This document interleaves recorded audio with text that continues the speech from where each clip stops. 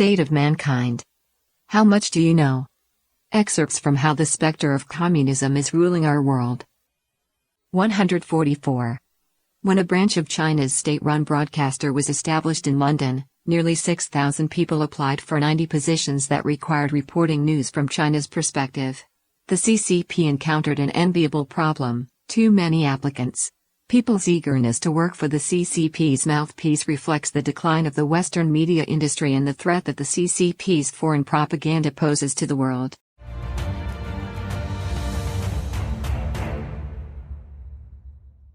The world's largest propaganda machine. Mao Zedong once demanded that Xinhua News Agency control the earth and let the whole world hear our voices. The CCP is now able to achieve what it could not achieve in the past. After the 2008 financial crisis, Western media faced their own financial and business crises. The CCP seized the opportunity to deploy its great external propaganda campaign. The People's Daily, China Daily, Xinhua News Agency, China Central Television, CCTV, China Radio International, CRI, and other CCP mouthpieces set up newspaper boxes, radio stations, and television stations around the world. Chang Ping, former news director of the major Chinese newspaper Southern Weekend, said that since 2009, the Chinese regime allocated 45 billion yuan, $6.52 billion to the National Strategy for External Propaganda in Public Relations and Publicity. According to Chinese media sources, the 45 billion yuan was only a small part of the total expenditure that had been publicized. BBC estimated in 2016 that the CCP spends $10 billion a year on propaganda. In March 2018, the CCP integrated CCTV, CRI, and China National Radio to establish the China Media Group, also called Voice of China, led by the propaganda department of the Central Committee of the Communist Party of China. It has become the largest propaganda machine in the world. Xinhua rented a giant billboard in Times Square in New York City to advertise the Communist Party. In 2016, the CCP changed the name of CCTV overseas to CGTN, China Global Television Network. The CCP's foreign propaganda attempts to advance with the times. Overseas stations implement a localization strategy, recruiting mainly local reporters and presenters. A photo of Xi Jinping's video interview with CCTV stationed in the United States shows that 90% of the journalists are not Chinese. The content of the programs is transferred from China to foreign countries, and the reporters are hired locally. China's state-run media thus produces local packaging in the target country, using local faces and voices, but spouting the Communist Party's thinking and conflating the CCP with China. It uses locals abroad to spread the CCP's stories and the CCP's voice, not China's true stories and not the voice of the Chinese people. This is the character of the CCP's external propaganda push. The CCP also provides scholarships to younger generations of international journalists, including in the areas of food and education, so they can get trained or study in China, and at the same time be instilled with the CCP's view of journalism. Along with the economic colonization of Africa, CCP media has also reached all corners of Africa. The China-based television and media group Star Times Media Group is now operating in 30 countries on the African continent, claiming to be the fastest-growing and most influential digital TV operator in Africa. A taxi driver in Uganda said, "More and more Africans understand Chinese society by watching contemporary Chinese TV dramas." CCP propaganda has largely been unsuccessful due to a lack of credibility. However, making foreign media the spokesperson of the CCP's media, ruthlessly attacking the media and individuals who criticize the CCP, and forcing everyone to support the CCP, are all part of the recipe of the CCP's external propaganda campaign.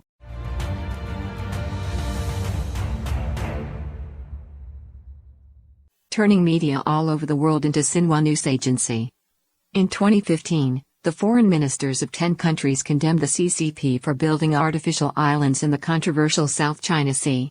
At this time, a radio station in the western suburbs of Washington, D.C., sounded a different note. Not only did it not mention the CCP's reclamation activities, but it claimed that external forces attempted to fabricate the facts and to aggravate tensions in the South China Sea. This station, called WCRW, voices a great deal of content expressing the position of the CCP, and curiously, it runs no advertising. Its only customer is a Los Angeles company, G&D Studio Incorporated, itself 60% controlled by China Radio International, CRI, in Beijing. G&D has at least 15 similar stations running in the United States, covering not only Washington, D.C., but also Los Angeles, Salt Lake City, Atlanta, Philadelphia, Houston, Honolulu, Portland, and Vancouver, among others. The Chinese Communist Party's mouthpiece, China Radio International, CRI, relies on a local company registered under the name of a Chinese American. With controlling shares, it uses local U.S. radio stations to promote CCP propaganda. The biggest benefit of this operation, and the apparent reason for it, is to conceal the role of the CCP.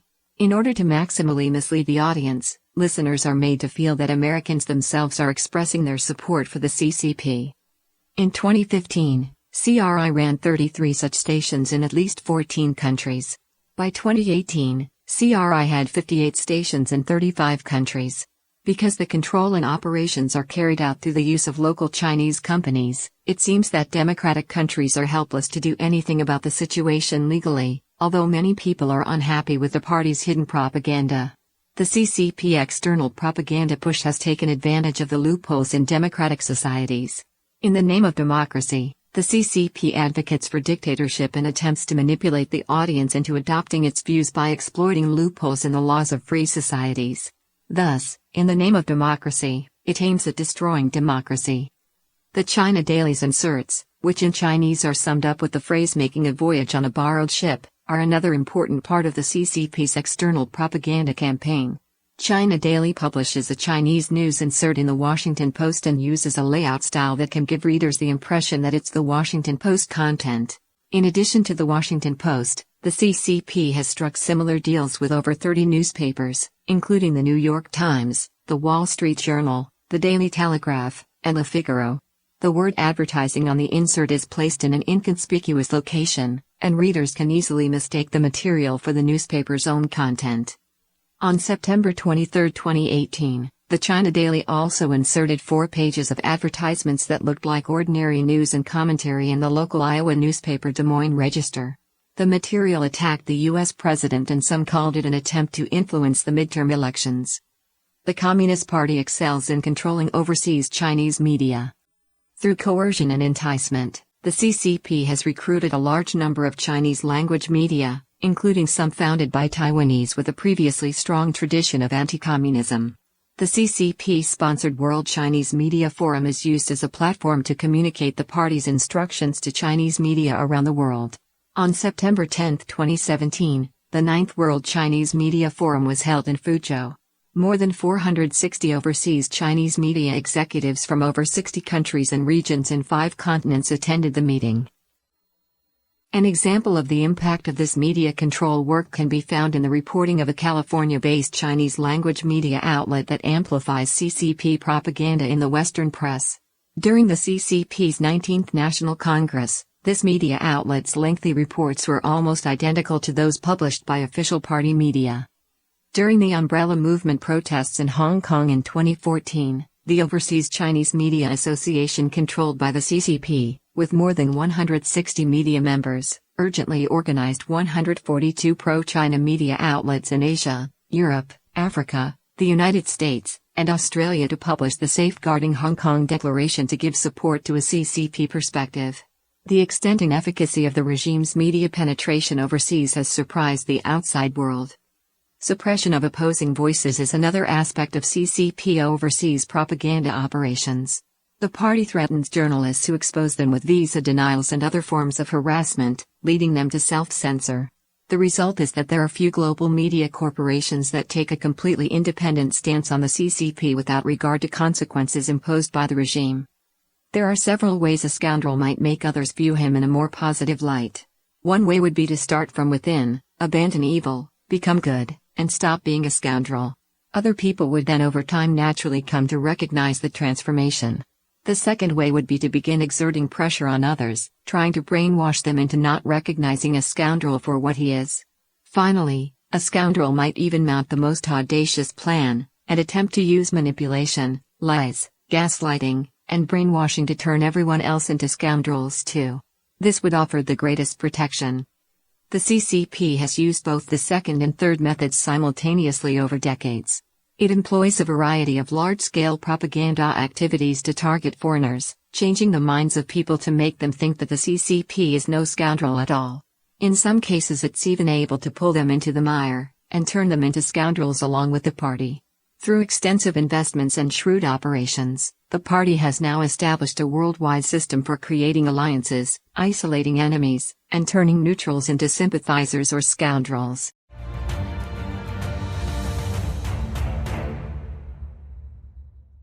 Brainwashing through culture, literature, and art. Cultural brainwashing is an important tool for the CCP's destruction of traditional Chinese culture. In recent years, the party has advertised its commitment to restoring traditional culture, but as discussed in previous chapters of this book, this wave of supposed restoration of traditional culture has in fact left out the soul of tradition, replacing it with a fake version infused with deviant party culture. This has not only deceived the world, but has also further devastated traditional culture.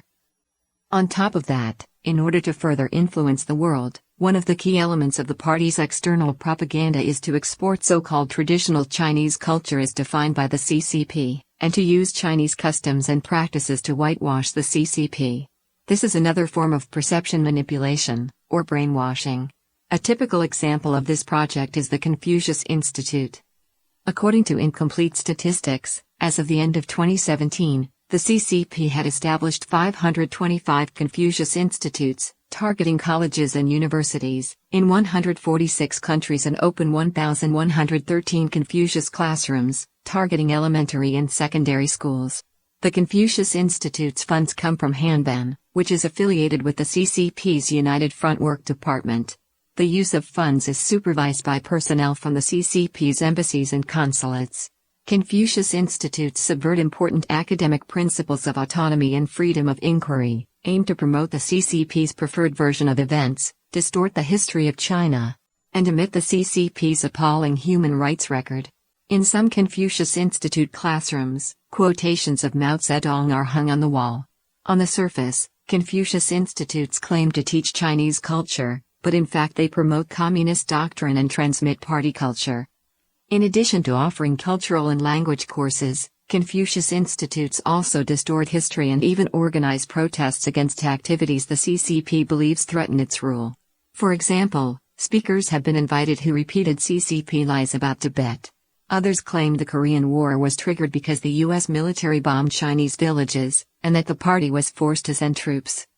The U.S. government's National Defense Authorization Act of 2019, adopted in 2018, includes a strongly worded condemnation of the CCP's attempts to influence U.S. public opinion, especially media, cultural institutions, businesses, and academic and political groups. The act explicitly prohibits any national defense funds from being given to Chinese language departments in U.S. universities where there is a Confucius Institute. From September to October 2011, Chinese authorities dispatched a song and dance troupe of 300 performers to the Kennedy Center for the Arts in Washington, D.C., where the CCP staged its violent communist dance drama Red Detachment of Women. In September 2016, in Los Angeles, a high-profile concert was held to commemorate the 80th anniversary of the victory of the Red Army's Long March. At the same time, in Australia, the performance Red Songs concert to commemorate the 40th anniversary of Mao Zedong's death was held at the Sydney and Melbourne City Halls. Local Chinese organizations in Australia protested and were finally able to stop the show. In 2017, the CCP sent the Red Detachment of Women performance to Australia, and in 2018, staged another violent communist dance drama, Red Guards on Honghu Lake, in Sydney and Melbourne. When it comes to information warfare, the CCP's totalitarian regime occupies the high ground compared to democratic regimes. The party blocks media from all democratic countries, but is able to insert its state-run media in democratic societies. The CCP prevents media from democratic countries from adding inserts to its media, but the CCP can insert its own content into the media from democratic societies, or it simply acquires them when convenient. CCP media serve the party first and foremost, and Western journalists will never have executive roles. The CCP can, however, send its own undercover people into Western media or train foreigners into being mouthpiece reporters for the party's media.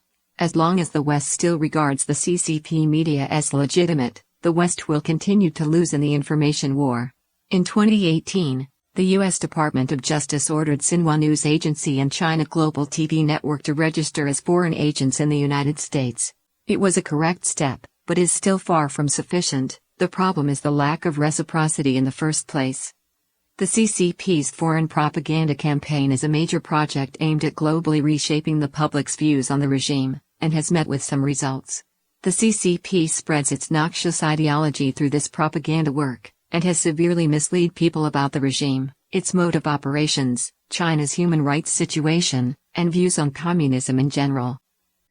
From Chapter 18, The Chinese Communist Party's Global Ambitions.